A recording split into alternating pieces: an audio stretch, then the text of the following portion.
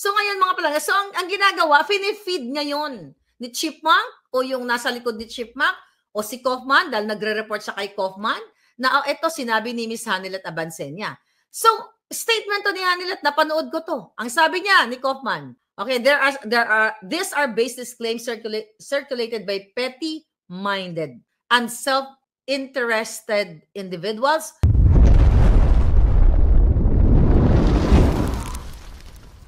who have reason to vilify the defense. Sabi niya, as you know, Chipmunk, we visit the former president on a daily basis. You see us coming out of the prison regularly and you are our best witness of the fact that these statements are rumors and malicious lies. So sinasabi niya, wala daw, chismis lang daw ito, gawa-gawa lang ng makikitid ang isip, makikitid ang utak, mga ganyan, kasi may pansariling interes, gusto daw siraan ang kanyang depensa.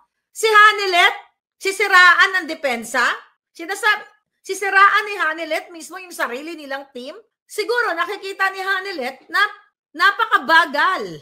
At tika, what was the question? Yung tungkol sa yung statement, okay, na na hindi bumibisita regularly ang abogado. Ngayon mga palangga, sinasabi niya dito, alam mo naman Chipmunk, 'di ba, na everyday ikaw yung witness, araw-araw dinadalaw. No. Nasa dahig ako, hindi ka araw-araw Kaufman bumibisita doon. Hindi ka namin nakikita doon, nandoon ako, hindi naman ako araw-araw. Hindi ka araw-araw doon. Sinungaling ka. So magkakasabot talaga kayo dito. 'Di ba? Si Chipmunk daw ang pinaka the best witness. O sige, kayo diyan. Jessica, kayo diyan, Hardy, kayo diyan. Kung lahat kayo diyan na mga nakatenga diyan o nagmo-monitor sa Duterte Street. Araw-araw ba si Kaufman? So bakit si Kaufman ay tinitira niya si Hanilet? Baka naman na-boljak sa ni Hanilet. Baka nabagalan. Paano magkaroon ng vested interest si Hanilet dito? Siya ay biktima. Na-witness niya kung paano kidnapin si Pangulong Duterte. Na-witness ni Hanilet, na-witness ni Kitty. Paano magkakaroon ng vested interest si Hanilet dito? Gamitin mo yung utak mo, Kaufman. Gago ka. At dapat ang pamilyang Duterte mag-isip-isip kayo. Bakit may mga ganitong written interview na pinapagawa si Kaufman? Kaya nga, inuulit-ulit ko, ilabas niya ang communication nila ni Chipmunk kung talagang nagkaroon ng letter of intent si Chipmunk na gusto siyang ma-interview. Kasi kung wala silang mailalabas, hindi nila pwedeng dayain ang document sa email. May time, may date yan. Documents ang tawag dyan. I-present niya. Pero kung ito ay walang ma-present ka, Chipmunk, in collusion ka, o sabuatan kayo ni Kaufman, o kung sino yung nasa likod ninyo, I hope hindi alam ni Sara to. I hope. Dahil kung ito ginagawa ng abogado niya, ay putang ina, pumapasok sa politika, pumapasok sa mga isyong ganito, dapat nga magre-refuse siya mag-comment dyan kung alam niya. Kasi definitely, alam niya na si Hanilet ang nagsabi noon. I refuse to comment. Sorry, I can't comment on that. Yan ang matinong abogado. Hindi ka sasaw-saw sa nagbabanggaan at nagpapa-apekto ka sa mga issue sa social media ng Team Alpotera. Yun yung sinasabi ko palangga. Kaya hindi porke tayo ay hindi abogado, hindi tayo pwede magmasid dito. Walang ganon. Sabi ko nga, ako ang dami kong natutunan nung kinasuhan ako ng mga bangag. I learned to speak up even sa lawyer ko.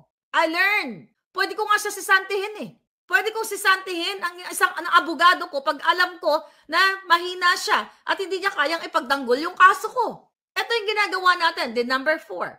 Question number 4. In our previous interview, you characterized a crazy scheme, legal remedy involving Dutch laws. Why do you consider this a big mistake? Okay. This is about Harry Roque. Mamaya, ikakwento ko sa inyo yung personal knowledge. Ang sagot ni Kaufman, a Dutch lawyer has confirmed to me that Harry Roque approached him with an initiative to sue the Dutch government for facilitating the rendition of the former president. So, sinasabi niya, yung Dutch lawyer daw ay kinumpirma sa kanya na in-approach ni Harry Roque itong si Attorney Knoops. Okay? Kilala ko yun. Na-meet ko yun. Okay? Hindi niya ako basta na-meet ko siya. Okay? Ngayon, eto mga palangga. At naririnig ko yung conversation during the time. Sabi ni Kaufman, in my opinion, this was a crazy scheme because the release of the former president would require the cooperation of the Dutch government. something unlikely to be forthcoming if they are being sued by the person concerned. So ngayon, ang sinasabi dyan ni Kaufman, crazy scheme, kasi nga, ang pagpapalaya kay Pangulong Duterte ay nagre-require ng kooperasyon ng Dutch government. Pero pinaliwanag yan ni Attorney Noops. Hindi mo naman aawayin ang buong Dutch government. Ang sinasabi dyan ng lawyer na si Attorney Noops, okay? I was there. Kaya hindi ka pwedeng mag-ano, Kaufman, kayo mga chipmunk, alpotera. Actually, 4 kami. Naririnig namin yung conversation, okay? Ni Harry, okay? Narinig namin kung paano sumagot si Harry at ini-explain sa amin ni Harry. Ano sabi? Sabi ko, ano sabi ni Kunops? Oh, ito daw, ganyan-ganyan. Isa na ba ako? Okay? So, okay. Hindi mo aawayin. Ang pinapaliwanag dyan ng abogado, hindi kailangang awayin ang Dutch government, ang buong institusyon ng Netherlands. Ang sinasabi dyan, at mas maliliwanagan kayo mamaya pag nag-interview kami ni Harry, na dahil based doon, diba, sa Rome Statute, hindi pwedeng makialam ang kahit sino, diba? Ang kahit sino, maliban lang dito sa, sa mga ICC officials. Ngayon, kaya nga, sasabihin ko ba to? Hindi, wag muna, okay? Kaya nga, ang sinasabi dito, ito ay isa lamang sa remedyo na susubukan na i-file ito habang hindi pa nadidesisyonan itong interim release ni Pangulong Duterte. Ang intensyon dyan ni Harry Roque, hindi vested interest. Kung nakikita nyo lang kami na nag-uusap, kinukulit ko si Spokes, international lawyer ka. Pwede ba? Tell us, anong pwede nating gawin para mapalaya ang Pangulong Duterte? Nag-joke nga ako, kung may pera lang ako na magbabayad kay attorney dun sa mga abogado, sabi kong ganon. Nagloloko pa nga ako, sana tumama ako sa loto at ako na magbayad sa lawyer. Totoo yun. Ngayon, tinitignan lang yung another remedy or yung tinatawag na domestic remedy na pag final yung case na ito dahil sa human, ano tawag dito? Sa kondisyon ni Pangulong Duterte, 80 years old, may mga nararamdamang sakit, di ba?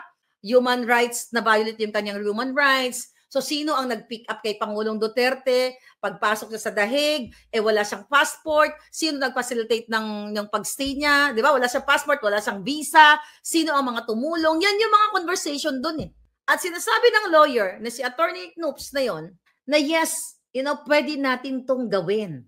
Na itatry natin na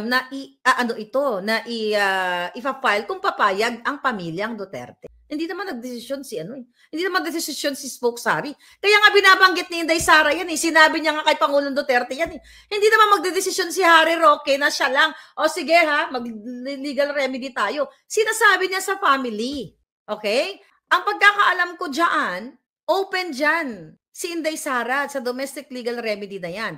Kaya lang, she has too much on her plate. Kaya nga, one step at a time. Okay? Yan po mga kababayan, alam mo ba nung narinig ko yon na sinasabi ng abogado, okay? Na, possible na kung ifa-file, nung nandoon ako, kasi ako nagtanong, sabi ko, kung ifa-file natin ngayon, let's say lahat ng mga dokumento kompleto na tayo, this June ako umalis doon eh. Let's say for example, ako pa nga nagbigay na example. Sabi ko, let's say ngayong July na ito, i-file natin, kompleto na tayo sa dokumento and everything. File natin itong domestic legal remedy na to.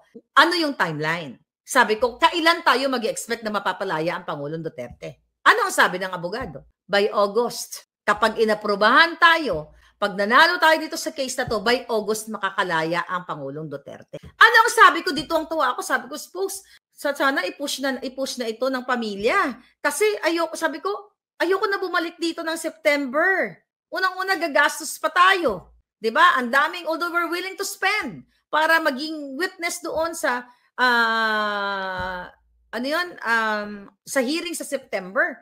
Tuwang-tuwa ako noon nung narinig ko. Sabi ng abogado, by August, pag na-file natin, first week, second week, by August, makaka-receive na tayo ng result.